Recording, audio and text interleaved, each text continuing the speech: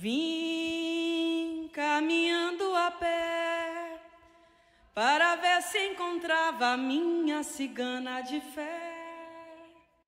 Es importante entender el acto educativo desde un primer momento como una acción de desempoderamiento, de dejación de nuestros poderes para propiciar la construcción colectiva, la creatividad y la iniciativa de las demás personas. Así, el profesorado debe fomentar y dinamizar la puesta en valor de los saberes de la comunidad educativa, ya sea el alumnado, los padres y madres, el personal administrativo y de servicios y el propio profesorado. Y ese mismo papel debe ser el de madres y padres, alumnado y el propio personal de administración y servicio.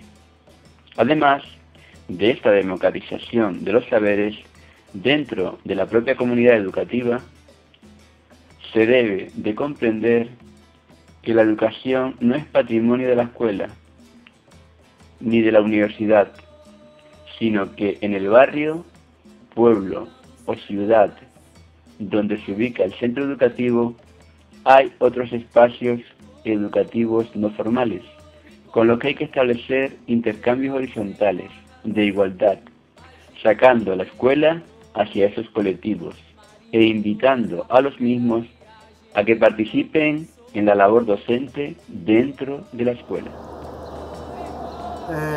El tema del desempoderamiento educativo es un tema que tampoco es tan difícil de entender.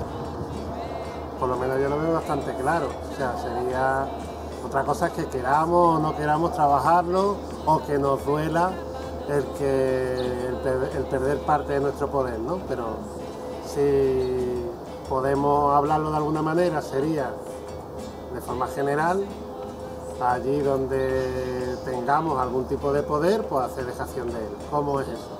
Pues hay estudiantes que tienen poder sobre otros estudiantes. Están los profesores que tienen poder sobre el conjunto de los estudiantes. Está la dirección del centro que tiene poder sobre el conjunto de profesores, estudiantes, personal de administración y servicios. Está la escuela que tiene poder o tiene profesionalizado la educación con respecto a la comunidad. Está la administración educativa que tiene poder sobre la comunidad y sobre los centros educativos.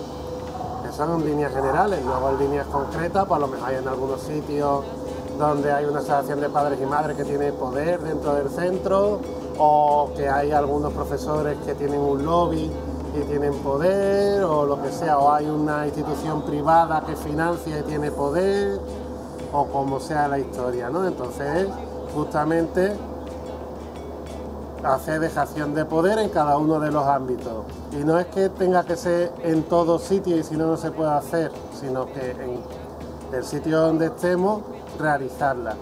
¿Por qué? Por vicio, porque nos distraemos con estas cosas también, ¿no? Pero fundamentalmente sería porque de esta manera vamos horizontalizando las relaciones, o sea, vamos a poder hablar con el resto de la gente que está en nuestro entorno de igual a igual, no de arriba a abajo, sino de igual a igual, o vamos a ir haciendo que eso pueda ir ocurriendo. Y por el otro lado, ese mismo proceso va a propiciar que se pueda construir colectivamente el conocimiento, las acciones, los sentimientos que se provocan en esas acciones y nos enriquezcamos mutuamente todas las personas que convivimos en esta comunidad.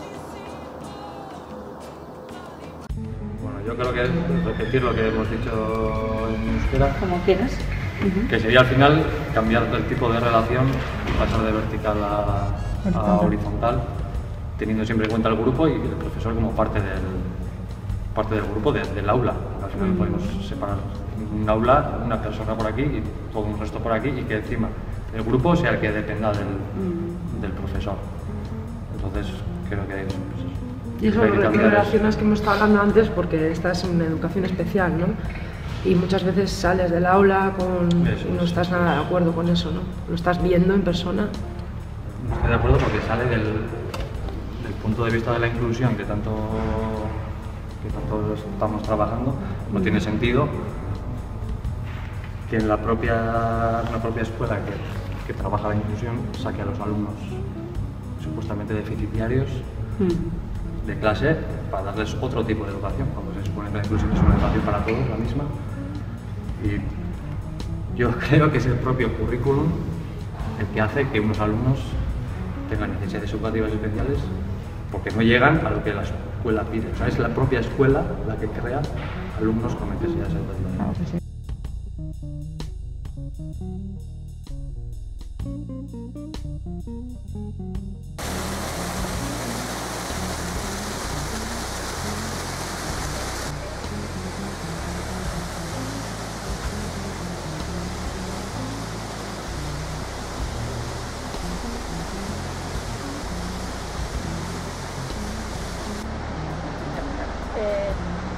Me gustaría contar un poco la experiencia que hemos hecho en Magisterio de San Sebastián sobre desempoderamiento educativo. Comenzamos, bueno, cuando empezamos a pensar en cómo podría ser, pues yo lo veía muy difícil, no sabía cómo se podía llevar a cabo algo así en un entorno universitario que es de por sí muy vertical. Planteamos, era la asignatura por la que partimos, la de tercero, de didáctica de la lengua, y partimos de destacar la importancia de lo oral sobre lo escrito, que normalmente suele ser al revés. Empezamos con procesos de lectoescritura en infantil y primaria, y en lugar de eso, pues dar importancia a la oralidad, dar importancia a lo que queríamos hacer, reflexionar sobre cómo nos relacionamos. Y bueno, a partir de ahí fuimos trabajando en diferentes cursos y yo creo que hay un montón de cosas que han pasado y que han sido sorpresas que iban pasando, ¿no? Una cosa así. Y realmente lo que hemos aprendido es mucho más de lo que habríamos aprendido bajo un programa. Pero no sé, creo que es importante entender que no se trata de dar el poder de la docente a los estudiantes, sino que no se haga uso de ese poder, o sea, hacer dejación de ese poder. Y a partir de ahí, cuando hay estudiantes que quieren tomar ese poder para controlar el aula, pues volver a pensar en formas o a hacer cosas que hagan que ese poder no se tome, de alguna forma. Entonces, a partir de la experiencia, lo que hemos ido haciendo ha sido cambiar la forma en la que nos hemos ido relacionando. Los estudiantes, un grupo de estudiantes, tenía interés en cambiar cómo es su centro, que no sea un centro tal y como estaba antes, que era un centro educativo en el que nadie participaba en nada que estuviera fuera de las asignaturas. Entonces, a partir de ahí vieron que querían cambiar el aspecto del centro, fueron hablando con la gente, empezaron a pasar cosas que no habían pasado nunca, como que estudiantes de diferentes cursos se fueran interrelacionando. Entonces, por ejemplo, una propuesta de tercero, que fue de Comagis, de cambiar la decoración del centro, provocó que mucha gente entrara en esa propuesta. O sea, que no era un proyecto realmente, sino que querían ir cambiando el aspecto y era una propuesta que facilitaba que la gente fuera entrando y participando con ella. ¿Cómo trabajamos? Pues que cada sesión en la que nos juntábamos, todo el mundo tenía que tener forma de entrar dentro de, o sea, de participar, que nadie tuviera que estar fuera porque no había venido a las clases anteriores, o que nadie quedara fuera porque no estaban sus compañeros de grupo, sino que siempre hubiera formas de sentirse dentro del aula. Bueno, dentro no, realmente no estábamos dentro del aula, sino que íbamos o sea, de alguna forma ese desempoderamiento quiere decir que yo en muchos momentos no tenía ni idea de qué estaba pasando, o sea, de dónde estaba la gente. había una necesidad muy grande de estar fuera del aula y entonces cualquier excusa era buena para ir, pues que necesitaban materiales para pintura, pues iban al departamento de plástica o bajaban al gimnasio a por materiales para preparar una gincana que se preparó, o a lo mejor fueron a dirección porque tenían un problema con los horarios, entonces fueron a hablar con el director, le dijeron al director, en lugar de ir los delegados, pues que el director viniera a clase a hablar con todo el mundo, no solamente con las personas delegadas. Los avances, las cosas que iban pasando y todos los debates que íbamos teniendo en tercero, que fueron los que empezaron un poco el proceso, los íbamos llevando a cuarto curso, por ejemplo, y a primer curso, y donde también se iban alimentando esos debates, y lo que pasaba en los otros cursos también lo llevábamos a ese curso. De forma que de esa apertura inicial, ese simulacro, provocó que personas de otros grupos también quisieran hacer cosas, aunque no fueran las mismas.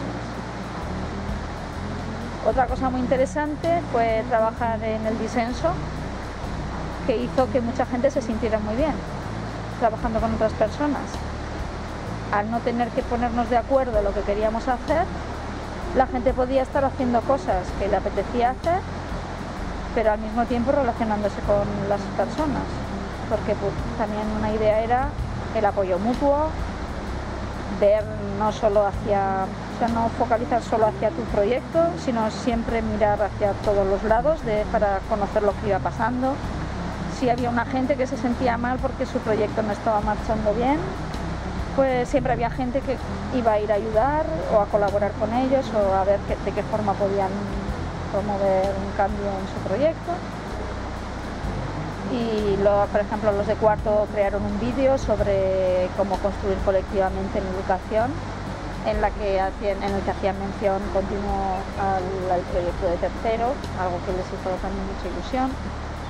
Ese vídeo se presentó en diferentes grupos, la gente de primero vio el vídeo y también quería hacer cosas parecidas, no sé.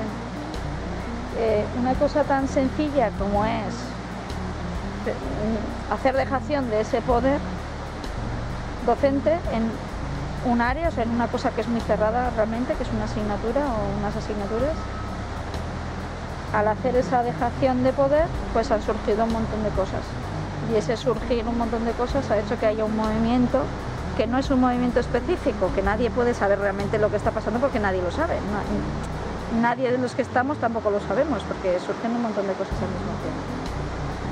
Y eso también ha sido algo que es muy bonito, empezar a que haya, más que un movimiento, ha permitido que haya vida, ¿no? Algo así, algo que es indeterminado, que es algo difuso de alguna forma. Y eso yo creo que es algo que es un principio y que es algo que es muy bonito.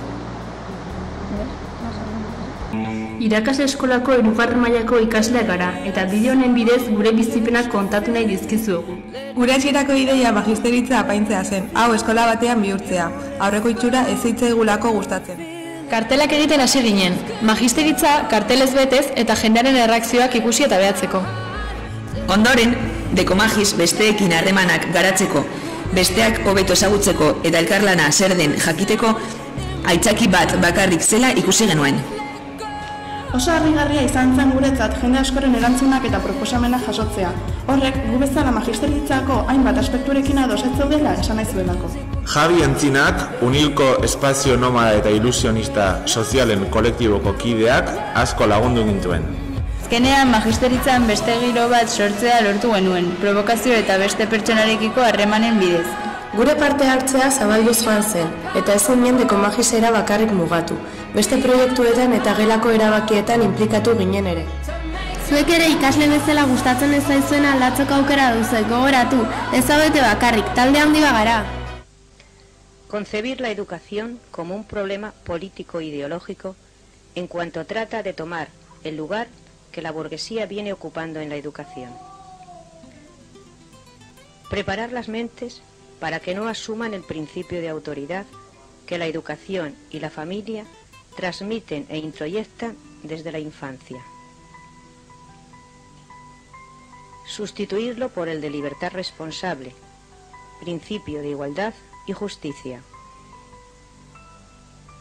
Establecer una ética de la solidaridad y de la ayuda mutua frente a la discriminativa, competitiva y marginal que se impone en las escuelas estatales y privadas confesionales.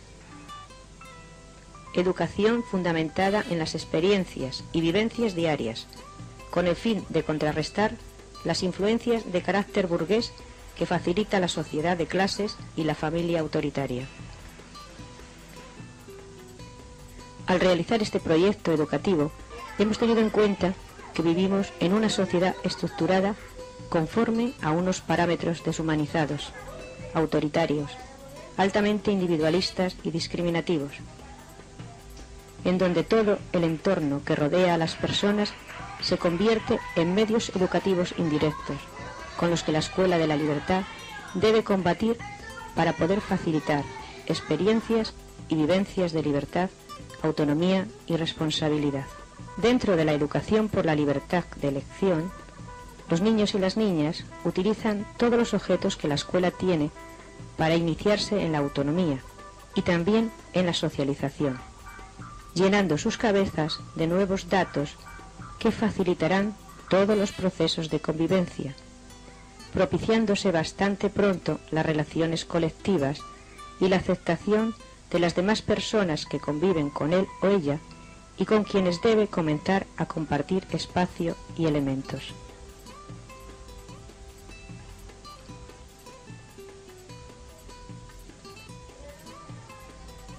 Muchísima importancia tiene en la educación de la autonomía y en el proceso de socialización el tiempo dedicado a la comida, ya que el comer en grupos naturales facilita enormemente la relación interpersonal, la alegría de comer sin opresiones, la posibilidad de adquirir nuevas habilidades y, sobre todo, iniciarse en la responsabilidad de cuidar de sí mismos y de sí mismas en cuanto a la subsistencia, comenzando a estar el principio de conservación en ellos mismos y empezando asimismo a ir debilitando la dependencia con respecto a sus padres y a sus madres.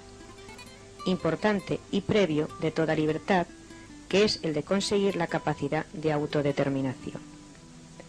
Por ello y para ello eligen sus cuadernos de trabajo, las actividades que desean recibir, las tareas que desean hacer, los juegos, la creatividad, todo aquello que forma parte de sus intereses y afinidades o curiosidades. La libertad de relación manifiesta a estas edades otra problemática, que es la de compartir y gozar del grupo como forma de convivencia. Siendo la comida un tiempo propicio para que la libertad de relación se afiance y resulte congratulante, ya que tenemos que compartir espacios, trabajo, amistad y alimento, tratando de compaginar la libertad individual con el inicio de la libertad colectiva. Las relaciones en estas edades son muy ricas, ya que tienen la posibilidad de aprender a vivir viviendo en un minigrupo social, que es una muestra representativa de la sociedad exterior, de la cual vienen y a la cual se han de incorporar. Al tiempo que estos tipos de libertad se están manifestando, un elemento importante se incorpora a ella para poder enriquecer la vivencia en libertad. Se trata del trabajo. Desde los más pequeños a los educadores y educadoras, es decir, todo el colectivo, debe aprender a vivir haciendo frente a los trabajos que requieren para mantener esa vida de una manera justa. Por ello, en los más pequeños, el esfuerzo de recoger sus estancias, barrerlas, limpiarlas, poner sus mesas, quitarlas, preparar la parte de comida que sus habilidades les permiten, trabajar la huerta, etc., forma parte fundamental del proyecto de libertad y enlaza directamente con el aprendizaje de la libertad colectiva, en donde todo debe hacerse con el esfuerzo y la colaboración de todas las personas que conviven y forman la escuela. otros colegios, como bien han dicho Kim y Elena, siempre llegas y dices, a los 6 años hay que aprender a leer y a escribir. Y aquí en Paideia ha sido al revés. Ellos nos han dicho que nosotros teníamos los trabajos para aprender a leer, a escribir, lo que quisiésemos. Y cuando quisiésemos nosotros aprenderlo, lo cogiésemos con más libertad, que hiciésemos lo que nosotros quisiésemos.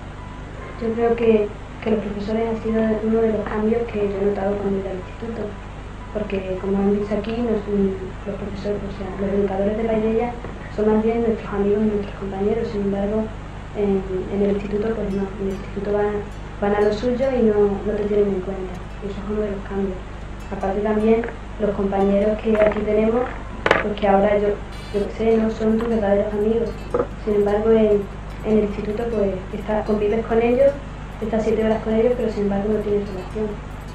Bueno, sí, también en el colectivo Paideia no existe la competición como son lo de las notas y los exámenes, porque aquí en el colectivo no existen los exámenes.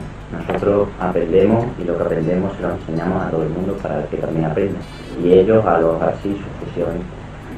Pero no como en el instituto, que clasifican a la gente mediante exámenes, y eso me parece una barbaridad, ¿no?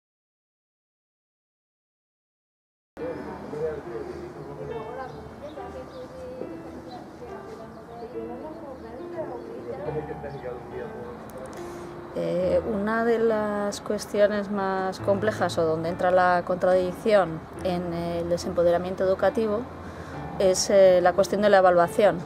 Normalmente los docentes ejercemos nuestro poder porque tenemos la obligación de calificar el trabajo de los estudiantes. Entonces, mientras tengamos ese poder es muy difícil que nos desempoderemos, ¿no?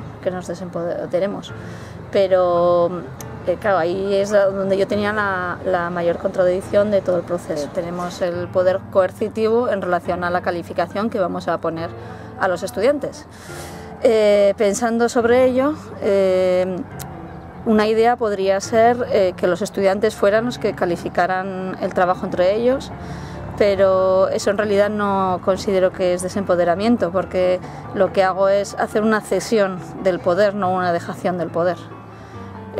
Pero hacer esa dejación me hace mantenerme en continua contradicción con el hecho de tener que poner una calificación. ¿Qué es lo que ha pasado, por ejemplo, en el curso de primero con la calificación? Pues ha pasado una cosa que a mí me daba mucho miedo, que era poner una calificación baja a los grupos que no habían hecho un trabajo de reflexión o que a lo mejor habían quedado en una capa muy superficial. Y eso me cuesta mucho, porque no me cuesta mucho poner calificaciones bajas. Ante esa calificación baja, por ejemplo, ese grupo de trabajo se hizo la propuesta de utilizar porque ellos estaban trabajando el Pilar de la Esperanza, y que plantearan el Pilar de la Esperanza en relación a su grupo clase. Y con esa propuesta, el grupo clase lo que hizo fue apoyar a este grupo para que pudiera recuperar la calificación de su trabajo. Y de hecho han hecho un trabajo sobre la esperanza en la que han participado bastante gente de su clase. Nos hayan ayudado pues tanta gente, pues, es bastante esperanzador y es de agradecer también, porque bueno, ha sido voluntario y todos han formado parte. Y en vez de irse a casa pues han quedado a ayudarnos, y eso pues dice mucho y nos da algo de esperanza para que vamos en el buen camino, vamos. ¿A qué reflexión me lleva todo esto? Además de otras formas de evaluación que hemos puesto en marcha y de un examen colectivo y otra serie de cuestiones. O sea, lotu desempoderamiento no existe la palabra, ¿eh? No desapoderamiento. Pero algo inventado. Sí, pero hay un montón de palabras inventadas, ya te subo. Son un montón. No, en plan fuera coña. Que yo miraba en la RAE. Libertad. Pues es que de esta otra forma, aunque la calificación sigue siendo una contradicción y una obligación, y como tal hay que ejercerla, en lugar de utilizar esa calificación para evaluar el nivel de competencia de los estudiantes, lo que es una herramienta para promover continuamente el trabajo colectivo o la construcción colectiva. Entonces, al igual que una parte importante del examen ha sido una parte de construcción colectiva y de trabajo colectivo, también los trabajos que eran más grupales o individuales se han ido desarrollando en aprendizaje o en trabajo colectivo. Y entonces, gracias a esto, para mí lo sorprendente es que la calificación se ha convertido en una herramienta para seguir aprendiendo y seguir construyendo, no para penalizar. Entonces, esa idea que tenía de no poner una calificación baja para proteger a los estudiantes hacía que yo misma impidiera que siguieran aprendiendo. Mientras que de esta otra forma yo sigo manteniendo el control de la calificación, pero la dejación consiste en este caso en utilizar esa calificación para seguir promoviendo la construcción colectiva del grupo. Entonces, ese es uno de los puntos más resbaladizos y más contradictorios del entorno de aprendizaje y bueno, creo que por ahí podemos seguir trabajando o tirar por esa vía. Los 5 años que llevamos, que ya son bastantes. Y no hemos trabajado nunca juntas. No, la verdad que no. Bueno, nosotras sí, y yo contigo también. Pero yo no creo poco. Sí, pero siempre nosotros no, la verdad que no. Y está bien, como decía Irati, que es una pena haber vivido, tener la suerte de tener este tipo de diálogos y tipo de encuentros, y estamos terminando la carrera, que es una pena, que ojalá hubiese sido desde el principio. Mucho antes, porque imagínate todo lo que podríamos haber hecho, aprendido. No tiene por qué parar. Pero mejor haberlo conocido que haber acabado la carrera. Los que están en otro mundo. Es verdad. Y sobre todo las injusticias que vemos, que no tenemos, bueno, no se trabaja una horizontalidad para nada, es una verticalidad pero abismal, de una diferencia abismal, y bueno, como estudiantes lo injusto que nos parece, nos hemos estado quejando un poco, la verdad. Y luego por otro lado hemos compartido experiencias y formas de pensar, hemos creado entre todas pues conocimientos nuevos o en común. Pues básicamente ha sido lo que siempre buscamos, de compartir ideas con unos con otros en vez de dedicarnos a escuchar siempre el mismo foro, pues más o menos hablar unos con otros para compartir experiencias y de ahí sacar conclusiones distintas. Y por mi experiencia y necesidades y proyectos de otras personas, pues hemos creado ese conocimiento en que hemos hablado un poco ahora, pues sobre las escuelas pequeñas, de cómo funcionan y de las utopías que creemos que son utopías, cómo pueden llegar a ser realidad mediante las escuelas pequeñas.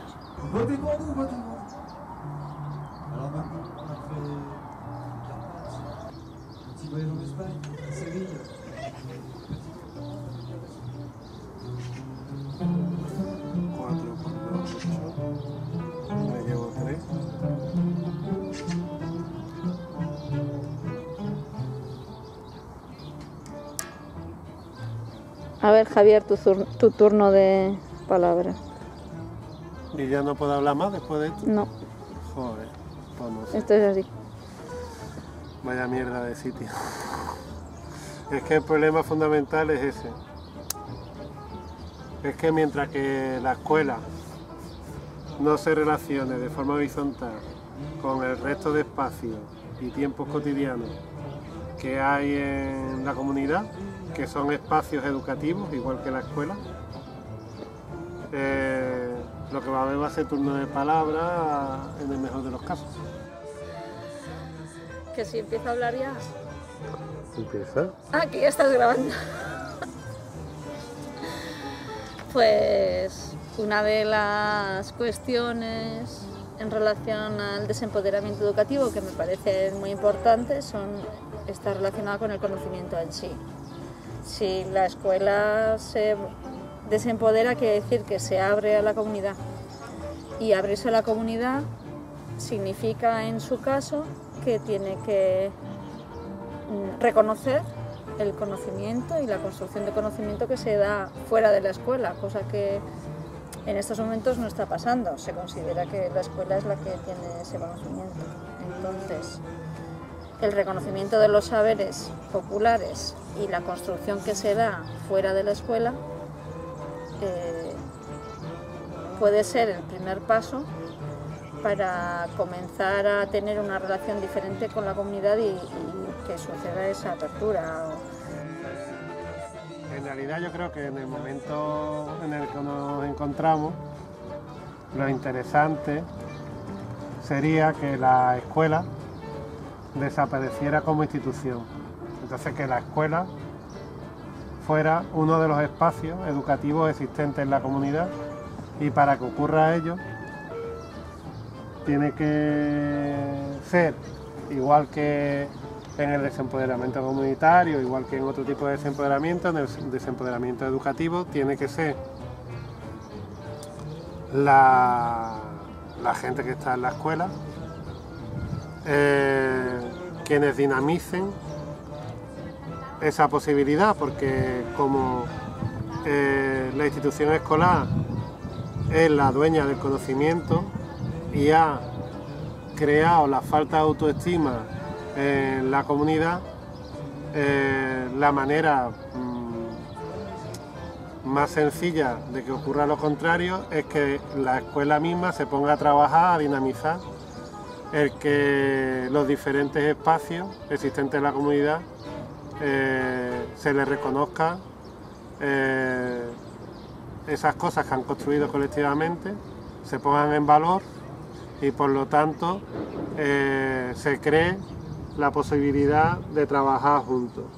Eso cómo se puede, porque claro, si eso se perpetúa en el tiempo otra vez, lo que se crea es una dependencia con respecto a la nueva escuela. O sea que en el caso de la escuela el desempoderamiento no es únicamente que cambien las estructuras de poder o que los docentes nos relacionamos de forma diferente con los estudiantes, porque eso sería moverse hacia adentro de la escuela.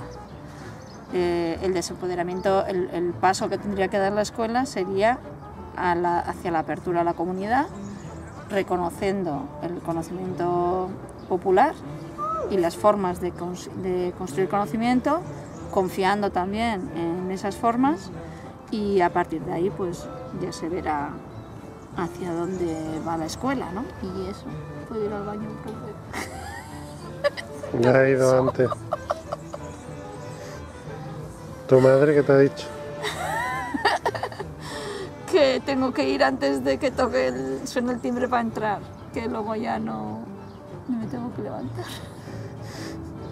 Entonces, en ese caso, como la escuela ha insistido tanto en que el conocimiento que da es suyo, es el más importante, por encima de los conocimientos de la comunidad, que la escuela se abra a la comunidad empezaría a partir de que la escuela ponga en valor ese conocimiento que sucede en la comunidad. Y luego, a partir de la puesta en valor de ese conocimiento y de hablar, entonces podría empezar a hablar en el mismo nivel, de igual a igual o de una forma horizontal en relación a la comunidad. Cuando hemos trabajado los proyectos de presupuestos participativos, de Plan General de Acción Urbana, de Plan Estratégico Participativo, la gente que dinamizamos tenemos que desaparecer, tenemos que provocar la autogestión de la vida cotidiana y para ello tenemos que desaparecer como dinamizadores. O sea, no sé si es que desaparezca la escuela, igual la cuestión no es que desaparezca la escuela, sino que cambie, vaya cambiando a medida en que va cambiando las cosas, que vaya cambiando su quehacer en la sociedad. El papel de los integrantes, de las personas que están dentro de la escuela para desaparecer como institución sería ese: iniciar la dinamización para que los espacios puedan autogestionarse y construir colectivamente sin desaparecer como espacio escolar, sino que propiciando que la escuela sea uno de los espacios más que existen en la comunidad y se pueda construir juntos, viviendo la vida, construir juntos el conocimiento, las relaciones, las interacciones, y entonces la gente vaya juntándose o separándose dependiendo en cada momento de los intereses que tenga en la vida, y que ese sea justo el papel posterior de la escuela, el convertirse en un espacio educativo más que aporte lo suyo, igual que los otros espacios y tiempos cotidianos aportan lo de él, y eso sería lo más interesante tal vez. Muy bien, Javier.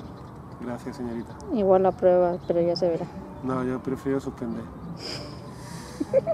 Está suspenso. Ah, menos mal. Por hablar fuera de tiempo.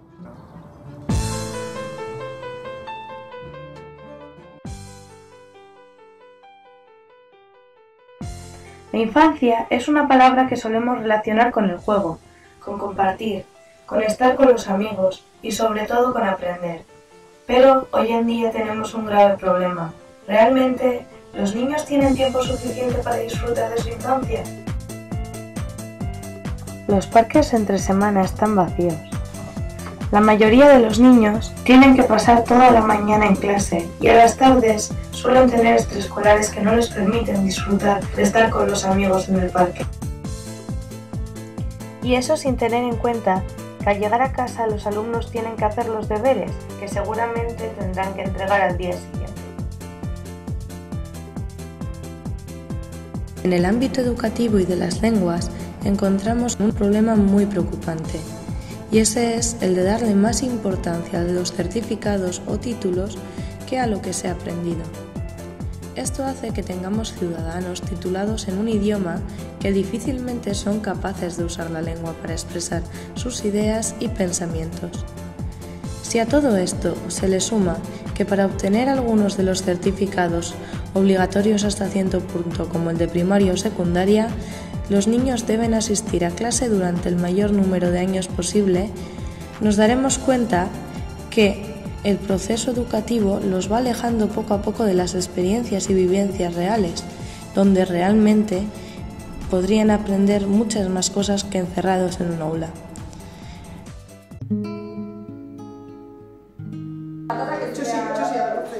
Listo.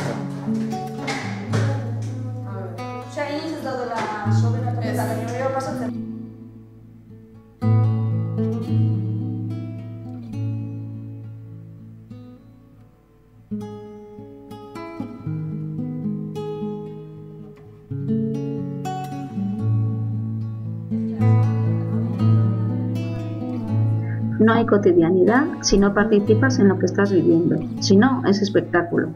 Ves y oyes lo que viven otros e incluso tu propia vida. Además, la sociedad del espectáculo encauza las ganas que pueda haber de transformación y las lleva a su terreno. Las acaba convirtiendo en un negocio más. Si se quiere cambiar algo, hay que pagar para ello. Esto lo tenemos presente todos los días, es algo cotidiano y hace que mucha gente quede satisfecha. Una acción individual que no precisa el relacionarte con nadie, solo basta con ver y oír, con dar tu dinero, y eso justifica que estás luchando por cambiar las cosas. La sociedad del espectáculo tiene esas trampas. La cotidianidad sería un continuo restar tu identidad. Participar en tu vida requiere implicarte con los demás. Lo no cotidiano es el ser, se ven pasar las cosas. Lo cotidiano es pensar, sentir, hacer a la vez, no hay separación. Lo cotidiano desordena, abre hacia el caos. El espectáculo ordena y cierra hacia la dictadura individual sin sujeto, hacia el egoísmo, la masa. El espectáculo no puede cambiar. Lo cotidiano parece que es siempre igual, parece rutinario, pero en realidad no es así. No se habla de lo mismo siempre, se potencian cosas que se hablaron otros días, la comida también cambia. Es una repetición que te puede hacer crear cosas nuevas. Se va innovando sobre lo ya creado. Mientras que la sociedad del espectáculo está hecha para contener tu vida día a día, al no relacionarte, solo ver y oír, no puedes reaccionar. Desde los 13 sentidos hay una continua transformación.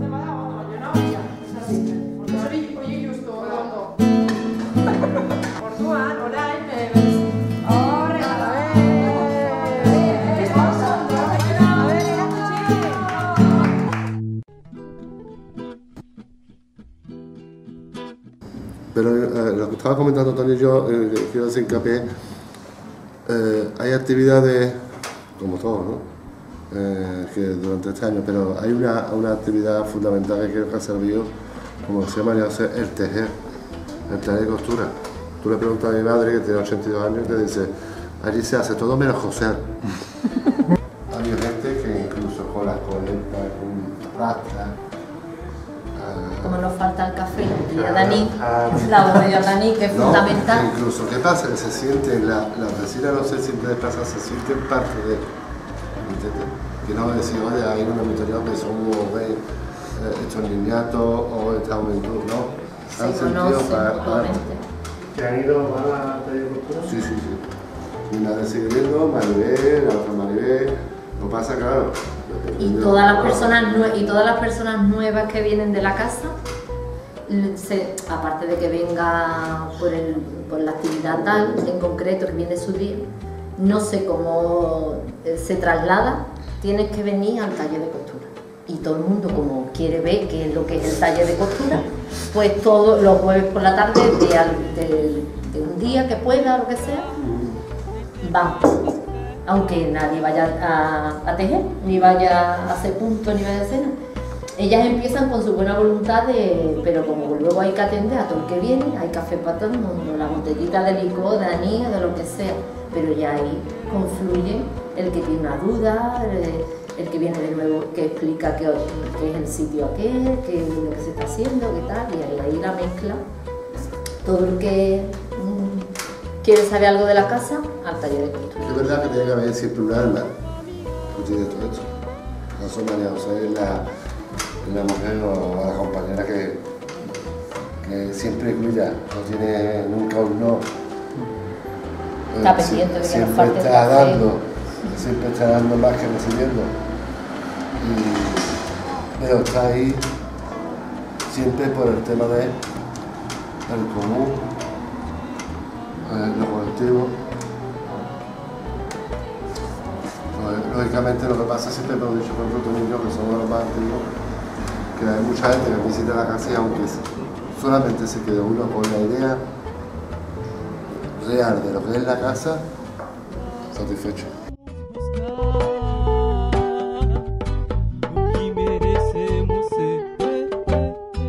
Con el tiempo a todos les llega la necesidad de saber dónde están, porque llega ese día que para uno llega de una manera y para otros de otra, llega ese día en plan colectivo que ellos no lo entienden, por ejemplo, ¿no? El que esté más despegado de la casa. Claro. Y entonces siempre cada uno, pero que hay esa capacidad para que cada uno incluso tenga el ritmo que quiere tener, ¿me entiendes? O sea, porque en uno llega una necesidad de lo nuevo, llega enseguida, yo estoy en mi colectivo y además me quiero implicar en esto y en saber, y hay gente porque tarda años, pero que como tampoco sabemos a dónde vamos, ni el tiempo que vamos a tardar en hacer qué, pues todo el mundo tiene ahí ese ritmo que permite acoger a la gente de distintas formas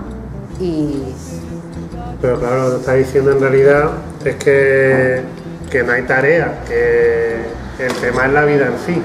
Entonces, como no hay tareas que realizar, pues se viene tareas, claro. Entonces vas viviendo y la vida es esa, ¿no? Entonces eso es muy difícil de que lo comprendan también la gente que son activistas, porque la actividad necesita porque vienen también, tarea, como yo digo, en una moto de 500 montadas. Entonces a veces bum, bum, bum, bum, la vida va como los árboles cuando va en esa moto montada. Entonces es otra cosa, es ir haciendo vida realmente, pero vida y enterándote por lo que vas pasando.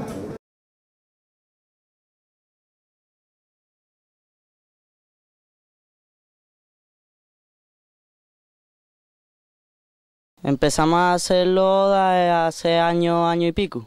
Se nos ocurrió viendo una película que trataba de este deporte y a nosotros nos gustó y decidimos hacerlo. Lo hacemos, esto es un deporte callejero y lo hacemos en la calle. Los problemas son que no nos deja la gente, los municipales, el ayuntamiento, no nos deja nadie hacerlo. Creemos porque se creen que vamos a destrozar las cosas y todo lo demás. A nosotros, por sitios donde nosotros podamos, no sé, practicar este deporte o cualquier otro deporte, por ejemplo las bicicletas que a nosotros nos gustan, hacer un skatepark para nosotros ir por allí por las tardes y todo lo demás. Y en este deporte trabajamos toda la zona del cuerpo. Consiste en superarnos a nosotros mismos, a saltar muros que nosotros creemos que no podemos, que hacer cosas que nosotros creemos imposibles. Buenos días. Sentados, os voy a contar una historia de un chaval. Se llamaba así. 1,60 m y poco. Para muchos está loco, para muchos otros poco a poco se mueve entre focos. Valor extrínseco como un tesoro filatélico. Rappers desentrenados van llamando al médico. Mi rap es sádico, ético, mágico, poético, rapero mítico.